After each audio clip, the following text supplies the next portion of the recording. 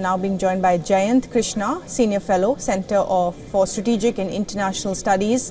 Mr. Krishna, thanks very much for talking to us today. Your thoughts on this election? Yeah, so I think the outcome has been quite unexpected, although the India Alliance has been making such claims that they are coming to power. But, the results today, as they are getting declared, leads are available in all the parliamentary seats. And clearly, the outcome here is, very different from what the exit polls had forecast, yesterday and day before. So I think I think this is an unexpected development. But the fact is, the India Alliance, it shows a few things that there has been some degree of anti-incumbency against the Modi government. And also India Alliance as an idea has caught on the fancy of Indian electorate. And it is an idea whose time had come. And it has worked, may not have worked fully. So they have fallen short of the midway mark, which NDA has, reached that level and is beyond that at around 290 seats. But surely, so it's on quite unexpected, but that's the way life is, Yeah. I mean, for 10 years, of course, we've seen, clear mandate for one party, and this is going to be back to coalition era. How does that impact policy going forward? Of course, those are discussions for later. There's still government formation to happen. There are a lot of back-channel communications that will take place in the next, week or so. So these are still early days in that sense. Yeah, surely. So I think let's assume that BJP being the single largest party and NDA having crossed the midway mark at around 290 seats, let's assume that Modi will be back as the prime minister. It will be NDA government, but this time BJP will not have a majority of its own. So they'll be hugely dependent on their partners, and especially two partners, which are Chandrababu Naidu, who's the head of Telugu Desam party, in Andhra, and Nitish Kumar of Bihar, who heads the JDU. So I think there'll be huge dependence. So it remains to be seen, because if you look at these two parties have had a love-hate relationship. Sometimes they have been a part of NDA, sometimes they've walked out of NDA. And so I think, and Modi, even his adversaries would agree that he's a very decisive leader, very assertive, aggressive in his own way, and gutsy. He's a leader who takes difficult decisions, has the guts to take them. So I think under coalition dharma, it needs a very different protocol, a very different attitude. So how Mr. Modi would perform under a coalition regime, people need to watch. But one thing is sure, that some of the things that people for which there is no consensus within the country, I mean, like uniform civil code, like one nation, one election, the kind of things which BJP had been propagating.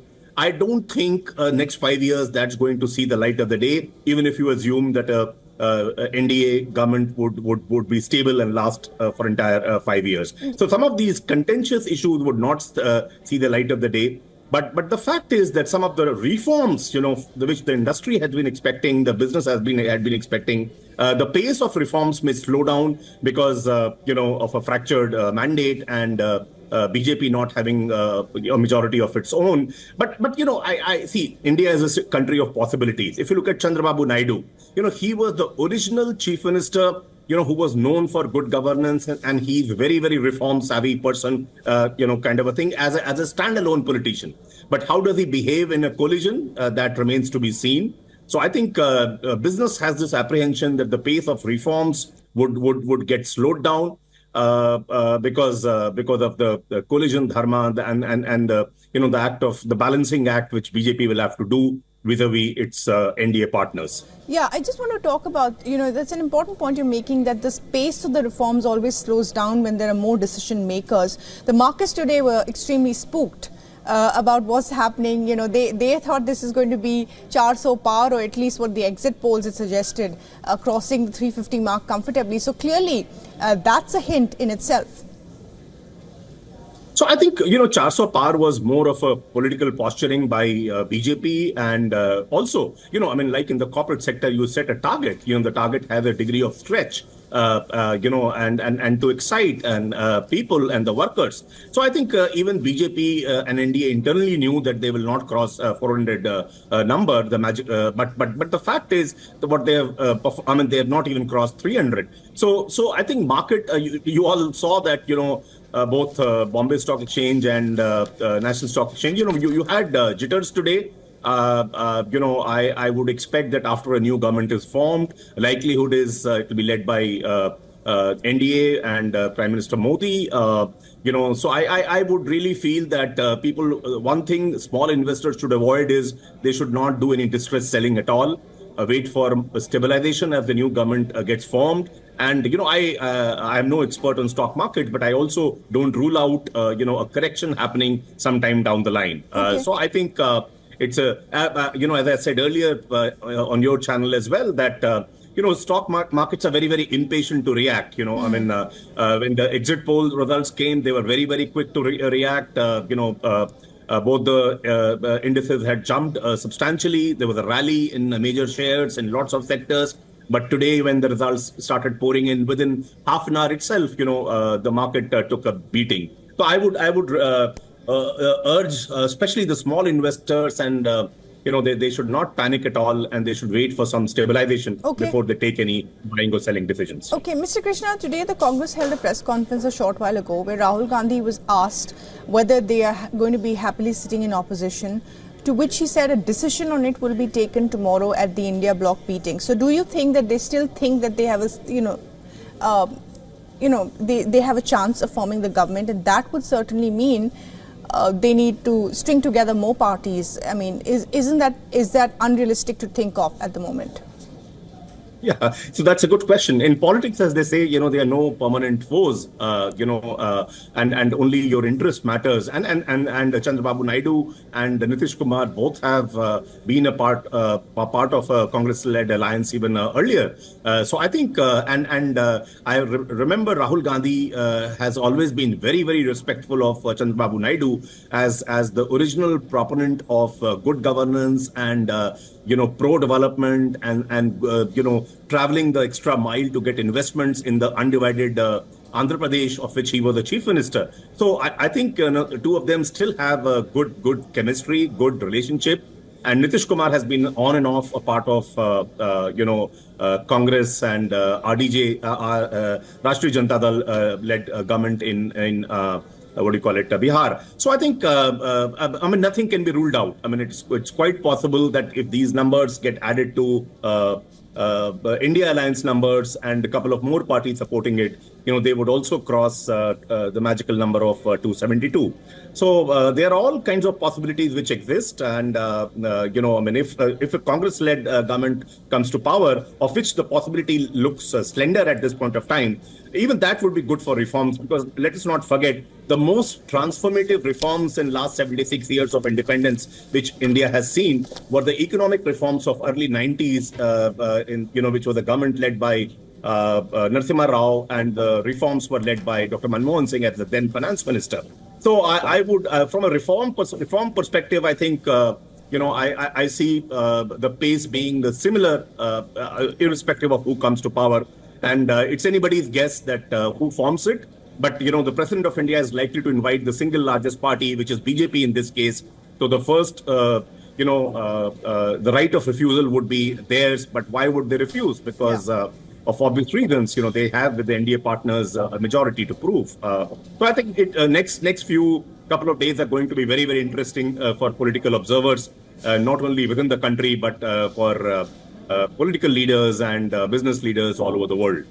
Yeah, political pundits certainly got it wrong as far as the exit polls are concerned. But, the Congress really fought this election, they said, on local issues of agrarian distress, on rural issues, on issues of unemployment, reservation, caste issues, issues that weren't exactly national, but state-wise. Do you think that really struck a chord with, at least in states that they have, positioned themselves as a strong, opposition, or at least they've got more numbers than the BJP? Yeah, so I think one thing is clear that, this time national issues were few and far between. Largely elections were run at the state level based on the local factors. And you're right, unemployment and farmers' distress, farmers committing suicide, their income not getting augmented. Those kind of things were very, very quite there. But I think one turning point, if you really ask me who's the one hero of Lok Sabha elections 2024, I would think that Akhilesh Yadav, the president of Samajwadi Party in UP, he needs to be given a lot of credit because they are the single largest party in UP, and they were in alliance with Congress and a couple of other smaller parties. But the fact is, the way Akhilesh Yadav and Rahul Gandhi campaigned, in UP, very, very, in a very, very mature manner. I think that has made a lot of difference. So I would really feel the most unexpected hero of elections, Lok Sabha elections in India in 2024, other than India Alliance and Congress, is actually Akhilesh Yadav, because he has done remarkably well. And after BJP and Congress, his is the third largest party. Yeah, I do take your point on that Akhilesh Yadav really was a star campaigner along with Rahul Gandhi. But, the point that was made earlier was that even in 2019, Akhilesh and Rahul did pull the crowds together, but they did not translate into votes. This time it actually did translate into votes. The absence of Mayawati possibly shifted those votes also to the SP Congress, which has not happened in the past. And of course, the UP ke ladkon ka slogan, the fact that they went on the Yadav vote together, all of these played a factor in the success of the SP and the Congress in Uttar Pradesh, certainly denting, the dominance of Yogi Adityanath in Uttar Pradesh. Mr. Krishna. So I completely, in 2019, you are right. They came together as, 2014 they came together. 2019, BSP and Samajwadi Party were together. You're right. Yeah. So 2014, they were still early days. Congress had ruled this country for 10 years. And, they came together. But I thought in 2014, Congress and Samajwadi Party, they lacked the strategy to fight elections. This time, the strategy was in place. Even in 2019, the BSP and SP, they were the arch rivals, and some people would have thought that they are foes of the highest order. They would never come together, but they did come together. They campaigned together.